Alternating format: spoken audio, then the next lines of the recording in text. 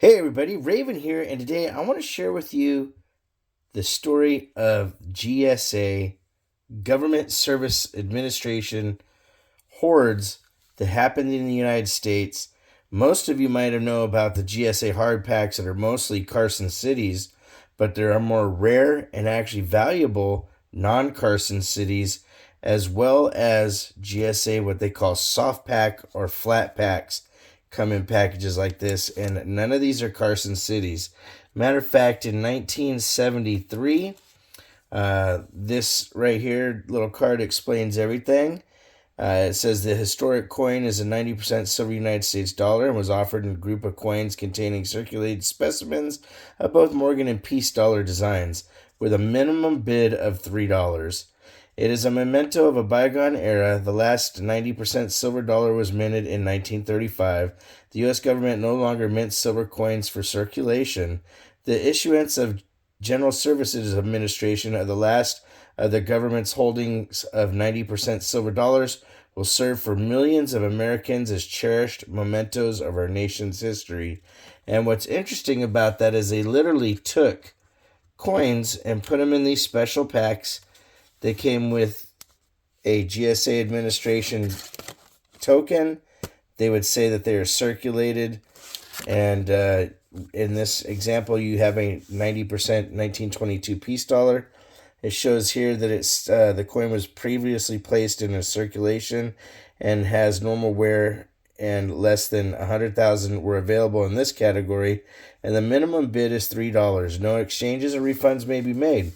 So what they did is they basically found stashes of these coins in different spots. Most of you have heard about the Carson City dollars that were found and turned into the hard style, which right here, we actually don't have any Carson cities. These are actually pretty rare.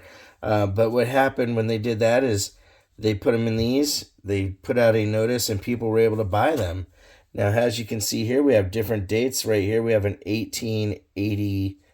I think that's an 83. Let's give it a nice little focus in here and look. Yep, 83. And that's in New Orleans. And not all of these have certificates of authenticity, but they do have the coins, so it's kind of neat to see the different ones. And of course, these ones are all circulated. 1882 New Orleans right there in the original GSA packages. Now, these coins, like this, ungraded, go for anywhere between $150 to $250, depending on the year, the condition, and, of course, the mint mark of the coin. Here we have an 87 New Orleans. Now you can see there's a little ring damage right there on the coin, but because this is GSA like this, you'd still be able to get that graded through NGC. The nicest of the group is this 1886, and it says it's circulated, but that's actually a uncirculated dollar right there. You can see the beautiful cartwheeling and everything. This would grade at a higher grade, probably MS63 at minimum, and command a pretty penny, probably $250 plus. Now, a lot of you that know about GSAs, you know about the Carson City ones. Well, here we have actual hard packs. This is an 1884 uncirculated, NGC slab and certified at an MS63 in the GSA packaging, and verified by NGC to be part of the GSA Hoard.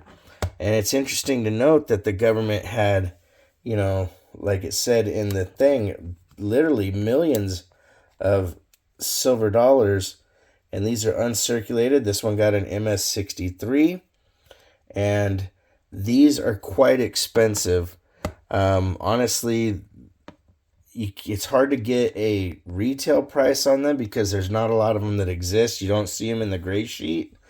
And so normally, if you can get your hands on them, a common date one will run you about $400, sometimes more. And this one here was 1885. The price on that one, and it's not even graded, was $850 retail. And then we have the 1881, which is at an MS62. And a very, very cool coin. But I love sharing this kind of stuff with you guys because it gives you something to keep your eyes out for, because you just never know what you're going to see when you're out there collecting things. And you might not know that these even exist. You might see this at like a pawn shop or something and be able to get your hands on it and get a really good deal, because the pawn shop guy doesn't even know what it is. They just see, oh, it's a 90% old silver dollar, and is a pretty cool thing. It'd be neat if the government found another hoard somewhere and did something like that again. It would be interesting these days to see what would happen with that kind of thing happening. In the past, where they said in that postcard, millions of silver dollars were being hoarded, and then later the government services agency was tasked with the duty of figuring out what circulated and uncirculated coins were, putting them in those designations and in these holders. And it's funny because they didn't use actual numismatic people to do it. So sometimes you'll see beautiful uncirculated coins and ones that just only say, on here, they'll only say silver dollar versus uncirculated, and they are worth more. And that's another example in life where you buy the coin, and well, on this, both parts is coin and holder, but don't always take the fact that it says uncirculated or circulated on the GSA slabs, because the ones that just say silver dollar that are intended to be circulated coins can actually be graded very high and be worth quite a bit of money. You want to take a look at these closely and know what you have. And I think this is a really cool lesson in getting to know different things that exist.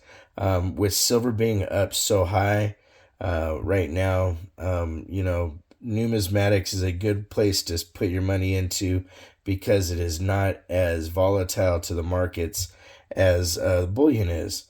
You'll see numismatic coins will stay around the same price no matter where the silver value really is, unless it's just a circulated coin and you're buying it for like 90% to trade. Numismatic collector stuff will have a higher value as it is and hold that value over time.